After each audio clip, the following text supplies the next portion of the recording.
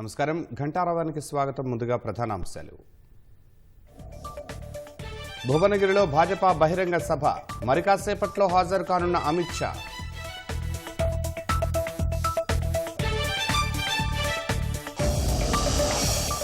సార్వత్రిక ఎన్నికల పోలింగ్కు పటిష్ట బందోబస్తు, అవాంఛనీయ ఘటనలకు తావు లేకుండా ఏర్పాట్లు చేశామన్న రాచకొండ సిపి.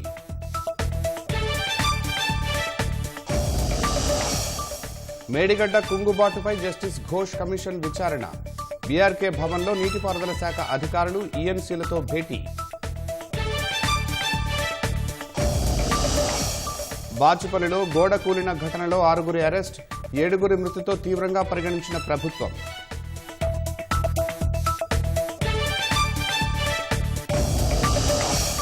పన్ను హత్య కుట్రపై అమెరికా వ్యాఖ్యలను తోసిపుచ్చిన రష్యా, భారత పౌరుల ప్రమేయంపై ఆధారాలు అందించలేదని వెల్లడి.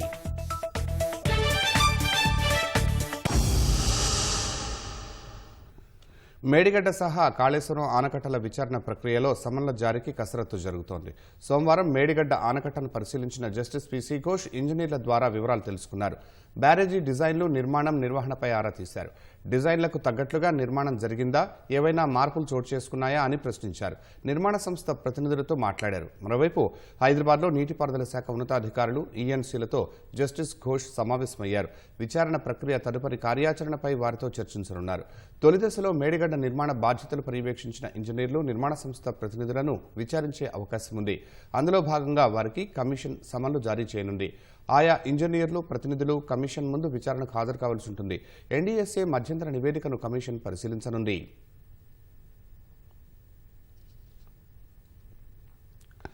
మేడ్చల్ జిల్లా బాచుపల్లిలో గోడ కూలిన ఘటనలో విచారణ జరుగుతోంది. అందుకు కారణమైన 6 పోలీసులు అరెస్టు చేశారు.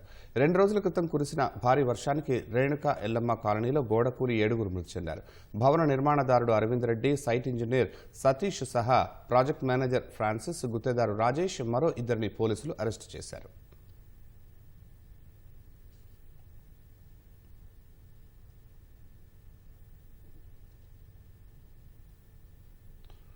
రాష్ట్రంలో అకాల వర్షాల ప్రభావంతో దెబ్బతిన్న ధాన్యం కొనుగోలు చేస్తామని సర్కారు భరోసా ఇచ్చింది. ఈ ఏడాది యాసంగి మార్కెటింగ్ సీజన్లో భాగంగా ఈ క్లిష్ట సమయంలో మద్దతు ఇవ్వడానికి కట్టుబడి ఉన్నామని పౌర సరఫరాల శాఖ కమిషనర్ డిఎస్ చౌహాన్ అన్నారు.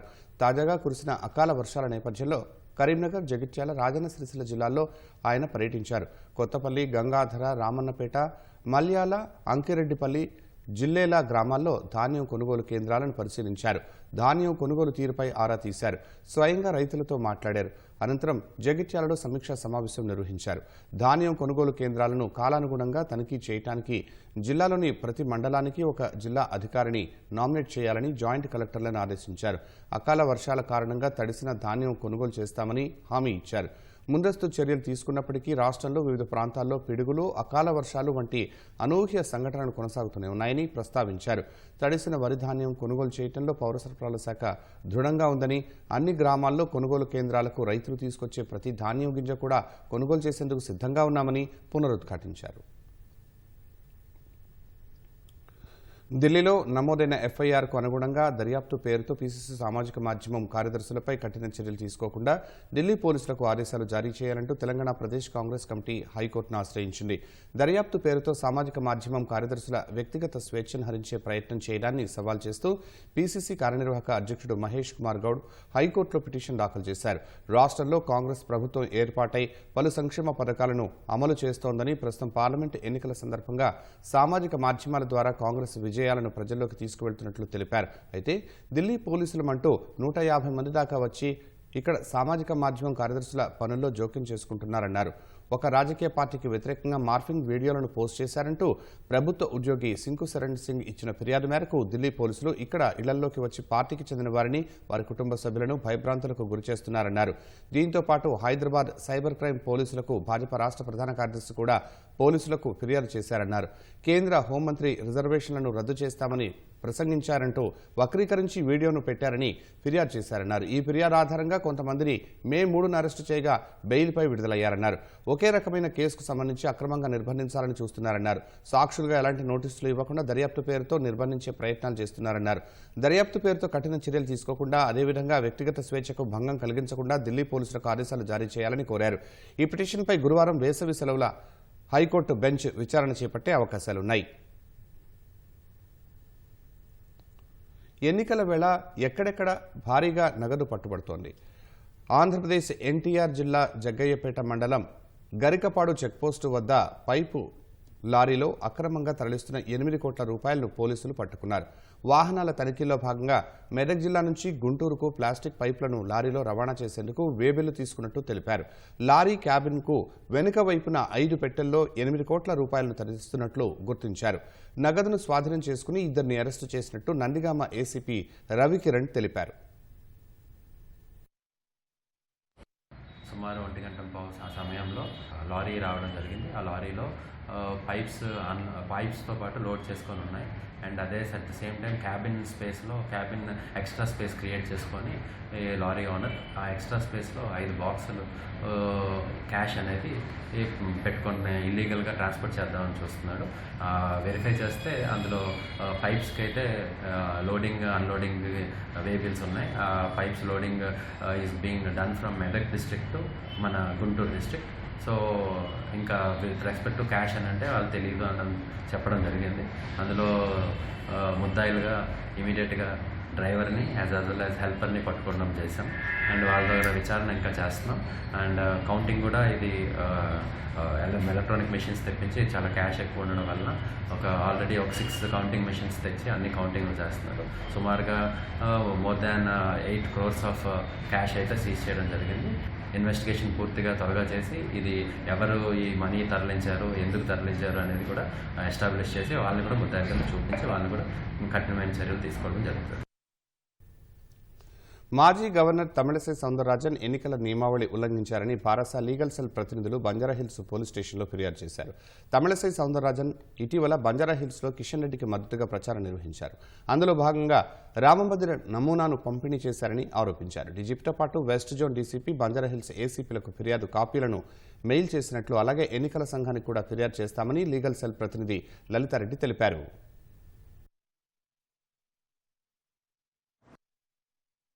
మాజీ గవర్నర్ తమిళసై గారు ఎమ్మెల్యే కాలనీలో నిన్న కిషన్ రెడ్డి గారి తరఫు నుంచి ప్రచారం చేసుకుంటూ వస్తూ తను ప్రతి ఓటర్స్కి రామ మందిరం యొక్క నమూనాని అందరికీ గిఫ్ట్ ఇచ్చుకుంటూ ఓటు వేయమని చెప్పి ఇచ్చేశారు. As per MCC model code of conduct కూడా ఎవరిని కూడా రిలీజన్ మీద కానీ, దేవుళ్ళ గాడ్ పేరు మీద కానీ, ఆర్ అలాంటి క్యాస్ట్ పేరు మీద కానీ ఎలాంటిది కూడా ఇండ్యూస్ చేయకూడదు. సో తను ఏం చేశారంటే రామ మందిరం యొక్క నిర్మాణం యొక్క నమూనాను అందరికి ఇచ్చుకుంటూ రిలీజన్ పేరు మీద, దేవుడి పేరు మీద తను ఓట్లు అడగడం చేశారు. సో అది completely violation of model code of conduct. So తన మీద చర్య తీసుకోవాలని చెప్పేసి మేము ఈరోజు బంజారాహిల్స్ పోలీస్ స్టేషన్లో కంప్లైంట్ ఇవ్వడం జరిగింది. సార్వత్రిక ఎన్నికల ప్రచారంలో భాగంగా సికింద్రాబాద్ లోక్సభ నియోజకవర్గం భాజపా అభ్యర్థి కిషన్ రెడ్డి లాలాపేట్లో ప్రచారం నిర్వహించారు. అంతకుముందు జ్యోతిరావు పూలే విగ్రహానికి పూలమాల వేసి రోడ్ షో ప్రారంభించారు.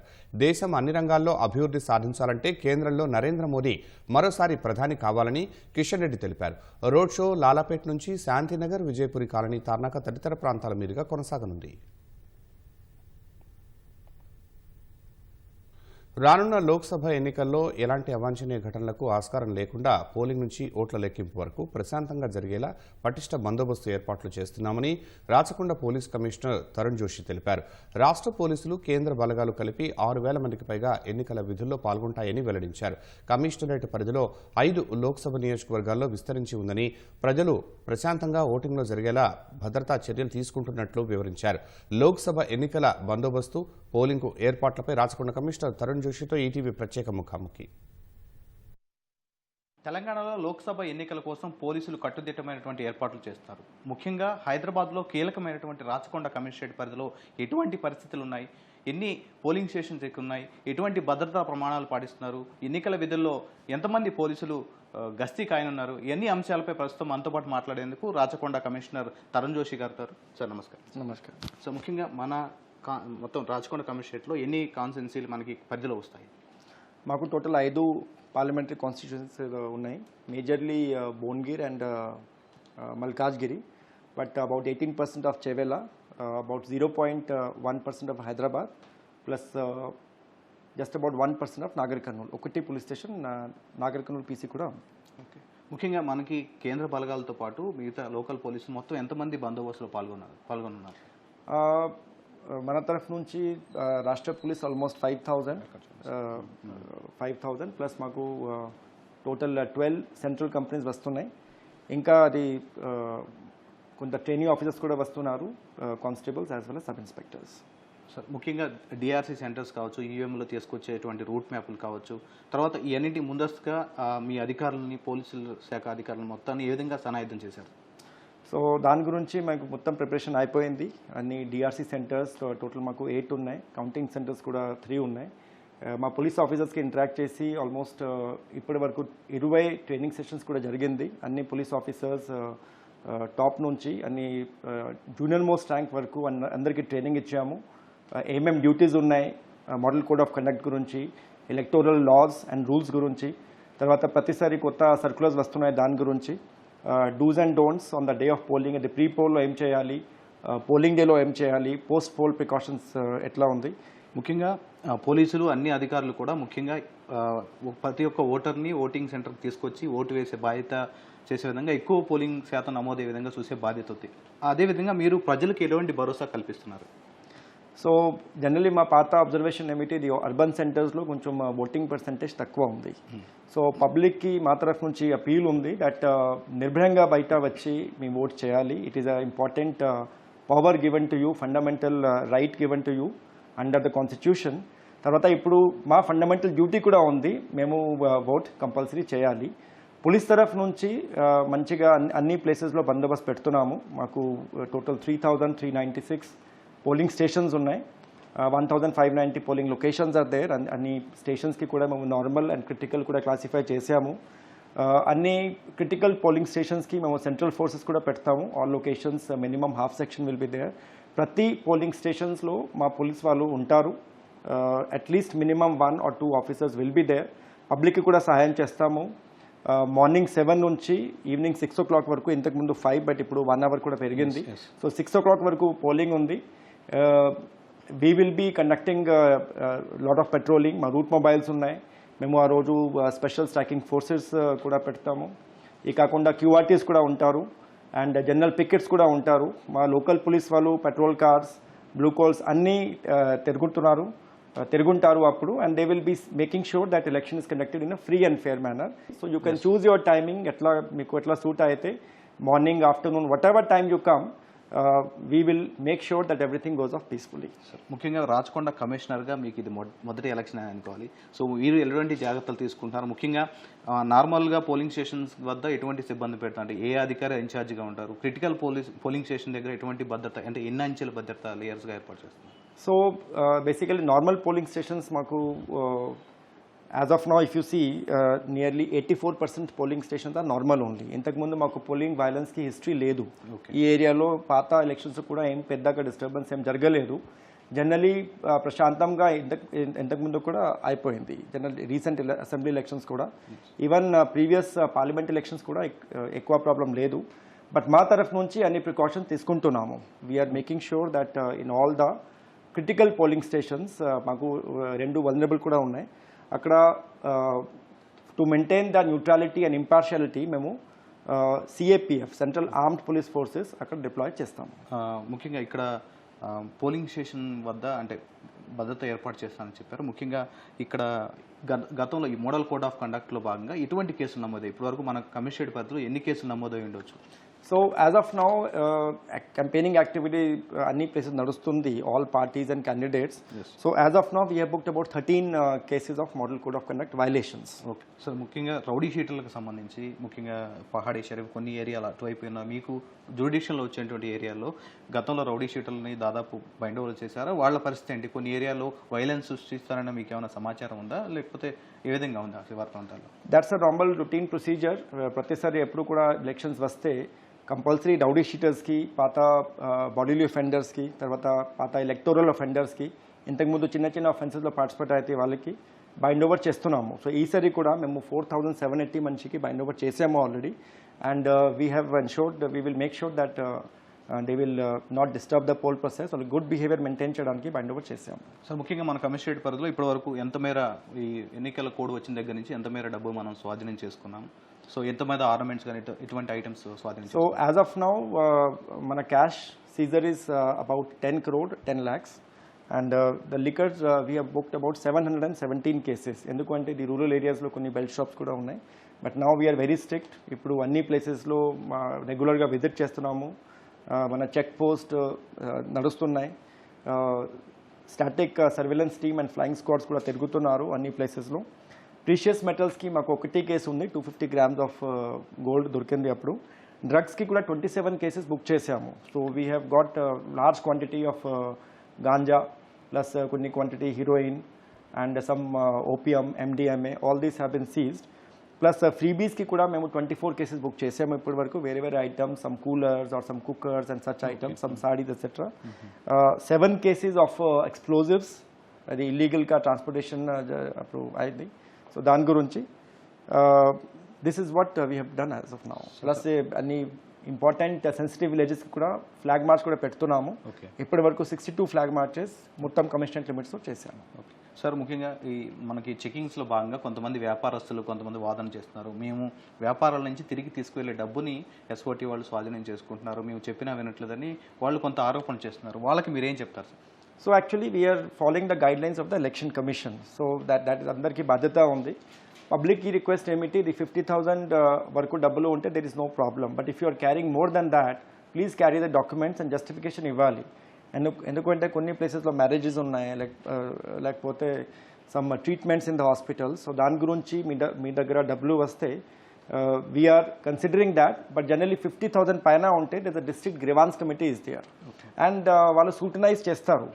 అన్నీ మీరు జస్టిఫై కరెక్ట్గా చేస్తే వాళ్ళు రిలీజ్ కూడా చేస్తారు. So more than 50,000 up to 10 lakh we are handing over the amount to the district grievance committee. వాళ్ళు అన్నీ చూసి స్క్రూటినీ చేసి వాళ్ళు డిసిజన్ తీసుకుంటున్నారు. మోర్ దెన్ 10 lakh ఉంటే we're involving the IT department. Okay sir, ఓవరాల్గా మీరు తీసుకున్న చర్యలు కావచ్చు, తర్వాత ఇప్పుడు ప్రజలకి మీరు ఏం చెప్తారు? ఫైనల్గా మీరు ఇచ్చేటువంటి మెసేజ్ ఏంటి ఓటు వేయడానికి? సో పబ్లిక్కి రిక్వెస్ట్ ఉంది, 13th మే రోజు మాకు ఎలక్షన్స్ ఉన్నాయి, అందరికీ తెలుసు. Even though it is a hot weather, అందరికీ అపీల్ ఉంది. Please come out and cast your vote. It is an important decision. This is the power given to you. You should exercise, be a part of the governance also. తర్వాత మీరు మీ polling స్టేషన్కి వెళ్ళండి. Your slips are they are containing your polling station number. మీ polling స్టేషన్కి వెళ్ళండి. Don't carry any prohibited items, ఎందుకంటే like mobile phones or any liquid or any other explosives. తర్వాత 100 meter area is the neighbourhood of the polling station. No campaigning will be allowed. ఆ రోజు 144 CRPC మేము implement చేస్తాము. So don't come in make any unlawful assembly. తర్వాత అందరికీ public appeal ఉంది, స్వయంగా రావాలి. Don't come in any transportation arranged by any candidate or any party. స్వయంగా స్టేషన్కి రావాలి. పోలీస్కి కోఆపరేట్ చేయండి. అది పెద్ద మనిషి ఉంటే, మహిళ ఉంటే, some pregnant ladies or lactating mothers వాళ్ళకి కూడా కోఆపరేట్ చేయండి. Let them cast their vote. And మీ ఓట్ చేసి తర్వాత don't wait in the polling station, అక్కడ నుంచి వెళ్ళండి. సో మన పోలీస్ వాళ్ళు ఉంటారు. For any problem we're always there and we will take care of you. Thank you so much sir. Thank you. So అది చెప్తున్నారు కమిషనర్. రాచకొండ పరిధిలో ఎటువంటి అవాంఛనీయ ఘటనలు జరగకుండా చాలా పగడ్బందీగా ఏర్పాట్లు చేస్తారు. ప్రజాస్వామ్యం ఇచ్చినటువంటి హక్కును ప్రతి ఒక్కరు వినియోగించుకోవాలి. అందుకు పోలీసు తరఫు నుంచి అన్ని ఏర్పాట్లు చేశాము. ఎటువంటి వదంతులు నమ్మొద్దు, ప్రశాంతంగా వచ్చి తమ ఓటు హక్కును ప్రజలు వినియోగించుకోవాలని రాచకొండ సిపి తరుణ్ జోషి గారు చెప్తున్నారు. మల్లికార్జున్తో నాగార్జున, ఈటీవీ న్యూస్, హైదరాబాద్.